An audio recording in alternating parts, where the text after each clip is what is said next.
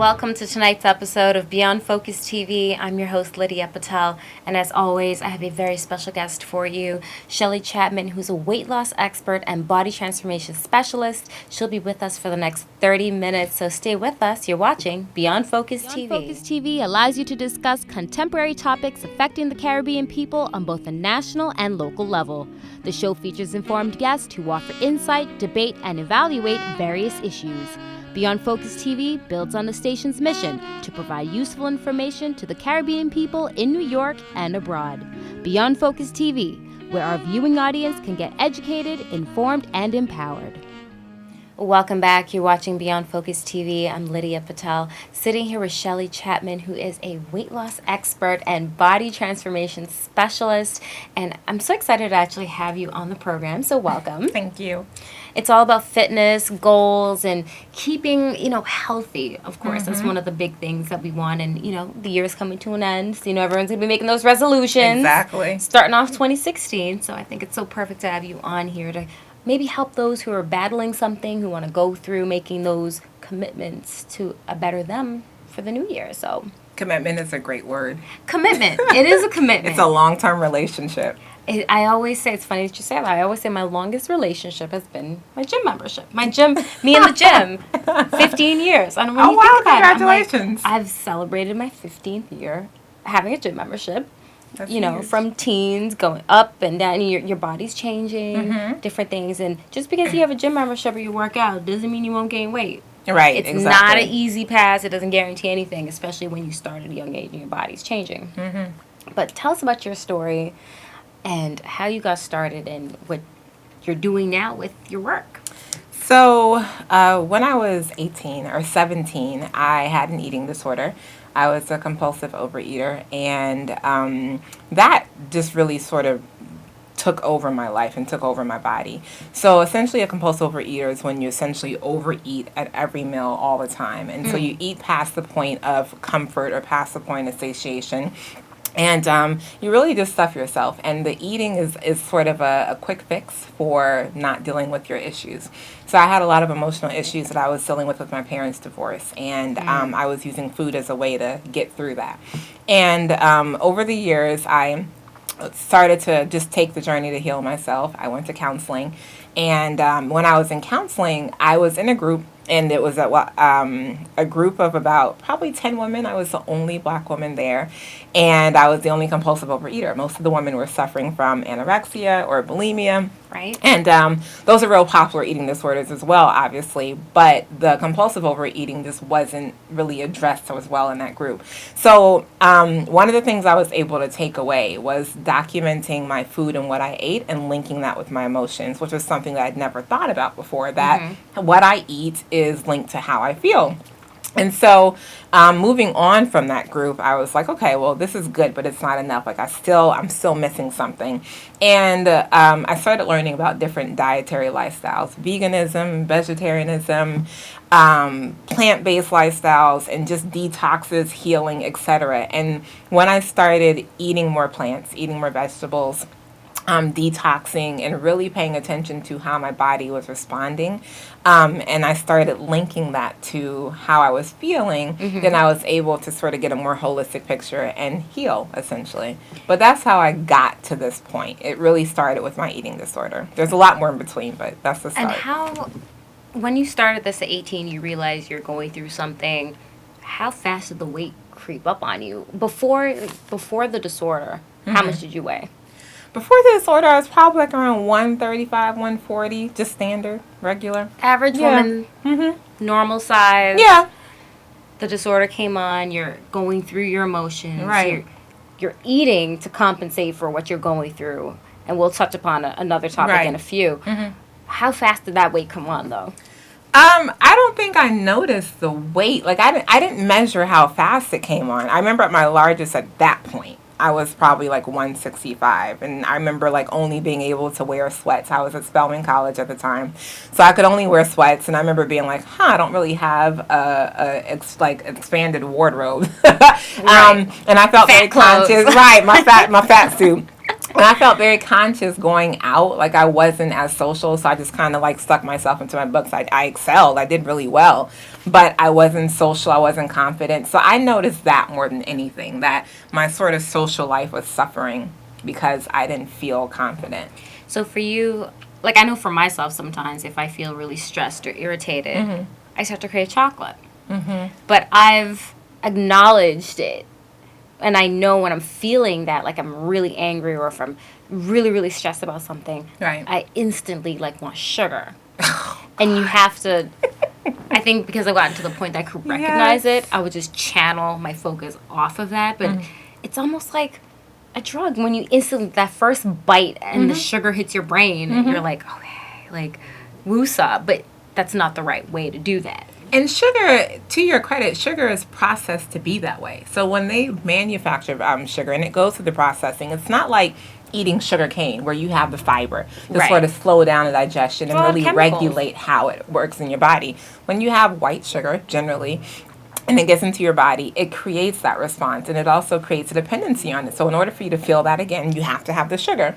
So it's definitely a vicious cycle. And when it comes to emotional eating, or if you're an overeater, the key there, and this is something that took me years to learn, but the key there is to just pause. When you feel yourself craving something or wanting something, just take a moment and just really ask yourself, like, what is it that I really want right now? And for me, I used to journal a lot. I walked around with a little pocket journal that I kept with me, and I would just take some time out and just write down everything I was feeling, whatever was in my head. Like, I didn't censor it, and usually that got the trick, because I was able to pinpoint what I was feeling or what just happened or what I was dealing with. And by the time I took it out of me and put it on paper, then I didn't need the sugar anymore, because the sugar is just a Band-Aid to sort of heal what you're feeling. Right. But you write it out or you speak it out and you realize, like, oh, you know what? I was just set off because somebody said something really crazy a minute ago, and, you know, it made me feel some type of way. Or I saw something and reminded me of an ex-boyfriend that I'm no longer with.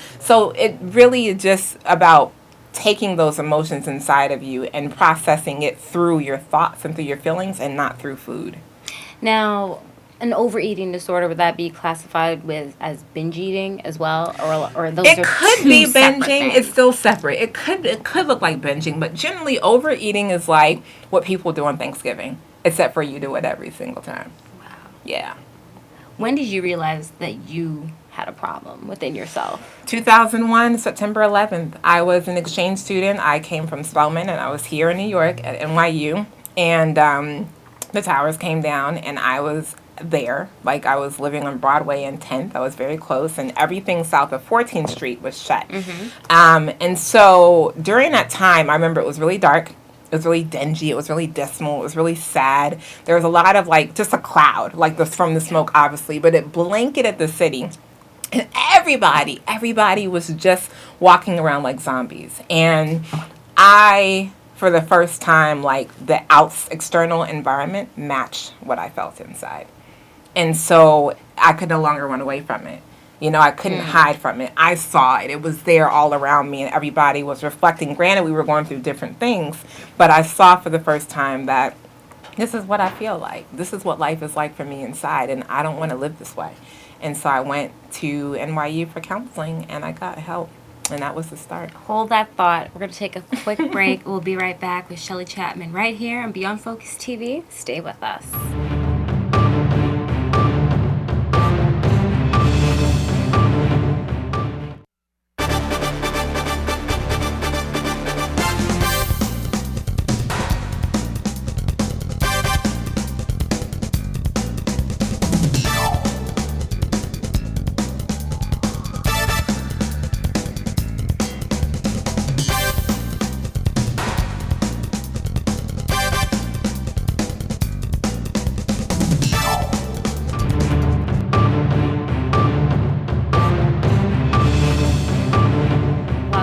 You're watching Beyond Focus TV, sitting here with Shelley Chapman. So, Shelley, you were telling us about September 11th, 2001, the day that the outside actually matched the inside of how you're feeling the clouds, the dismal feeling. You couldn't run away from it. No. So No. now, do you remember what you ate that day? Do you remember? Like, okay. You know what? I ate the city out. Like literally everything in New York. I knew where all the bakeries were. I knew where all the fast food joints were. And then I was at NYU, so I had access to all the dining halls, and it's all you can eat. And they can cook actually. Their food is really good. Shout out to NYU. But I do remember that I used to go, and I used to sit down, and I would probably have about like thirds, like have my first and seconds and then thirds, and I would just sort of will myself out of there. But it was a very much like I was stuffing down all the pain and frustration. And nobody knew. It was very much a silent sort of struggle. Did you eat to the point that you got sick? Always. Like there wasn't a time, I say for like 6 years, there wasn't a time that I can remember feeling hungry because I was always full. Wow. Yeah. My stomach was always bloated, distended, so that's the, the jogging suits and that sort of thing. It was definitely, it was a lonely time, and on the outside, none of my friends knew. My family didn't know because I was able to keep up a face, and like I was still social and going out, and I was very friendly, and like I didn't withdraw from society, but I was not sharing the parts of myself that really needed sharing. And I think that's one of the challenges with this disorder is that it's something that people are literally stuffing away their pain. But the thing about it is that there's no amount of food that can feed it. Like pain doesn't need food, it needs healing. It needs you to talk about it. It needs you to address it. It needs you to, put it on the table and say, this is what I'm dealing with. Can somebody help me? And most of us are afraid to do that because then it's like you worry about judgment or you worry about bearing a part of yourself that you've carried for so long that you don't want anybody else to see. And for me, it looked like an eating disorder, but it could be alcoholism or drug addiction or sex addiction, but some type of dependency. Food, but food was it. You could have chosen anything else. Anything, yeah. But food to cover was that, it. to mask that. Yeah, and I chose food because I'm a foodie. Like I love food, so naturally I turned to the thing that already gave me pleasure. Like I always loved food. I enjoy cooking, so I thought to myself, okay, well, this could work until it didn't. But your family didn't notice. Gosh, Shelley eats a lot, or I guess Shelley always ate. Shelley always ate, but when you have an eating disorder, that's usually something that you do in silence. Like the way I eat with people was way different. Right. That was moderated. That was that was filtered. But when I was eating by myself, you're a closet eater. Yeah, yeah. It happened at night. It happened in the bedtime. It happened in restaurants, like in a booth by myself. Like, no one knew. Wow. Yeah. And to go through that, did you ever want to, cry or be like, I want to stop? You're hurting yourself to a certain degree? Yeah. You just didn't really know how? But I didn't know what the alternative was. Like, what else was I going to do? How else was I going to, not feel this feeling?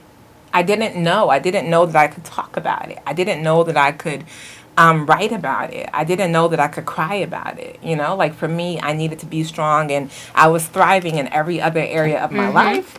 So, I just couldn't get that part together. And I was like, well, we'll figure it out. But right now, I'm about to get down on these burgers and fries. So what about body food freedom. Body food freedom. I know, the BFF. Yeah, the BFF. Yeah, the best friend forever. Seriously, body food freedom was born out of this experience, and it is my website, and it's basically where I share my recipes that I make, how I cook for my body now, because I went through a whole entire transformation, and also just other women who deal or suffer with eating issues, emotional eating especially, stress eating. I give tips and recommendations for just how to get through that process. So Body Food Freedom is a resource for any woman that's dealing with that. And I started it in 2009, and it has been a gift to myself and also to other women, because it's given permission to myself and other women to really just speak freely about what we're going through. That's really interesting. And you actually put recipes up there, and you decided to do that. Do you find that getting to talk about what has bothered you initially what you said started as your parents' divorce. Yeah. But then you grow, you go through relationships, and you have boyfriends. And then do you think it's just one hurt on top of another hurt that just keeps building up? It can.